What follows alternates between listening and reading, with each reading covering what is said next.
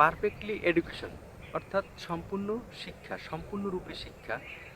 সম্পূর্ণরূপে শিক্ষার তিনটি স্তর।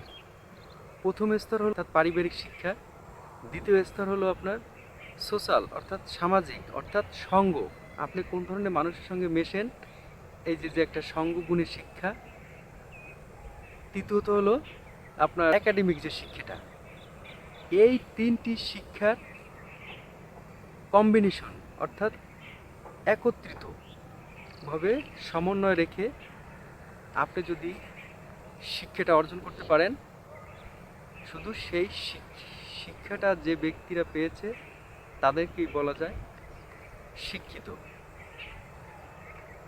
আপনার যদি এই তিনটে শিক্ষার সমন্বয় যদি না থাকে, তাহলে আপনি রাজনৈতিক, সামাজিক, পারিবারিক অর্থাৎ সোশ্যাল যত অ্যাক্টিভিটিস আছে, আপনি সেখানে পারফেক্ট বলে আপনি নিজেকে দাঁড় করাতে পারবেন না।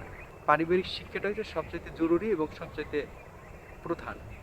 কারণ পরিবার থেকেই একটা শিশু আদব কায়দা, ভালো মন্দ, ন্যায় নীতি, আদর্শ, সামাজিকতা, ধর্মীয় সব কিছু পরিবার থেকে একটা শিশু আগে পায়।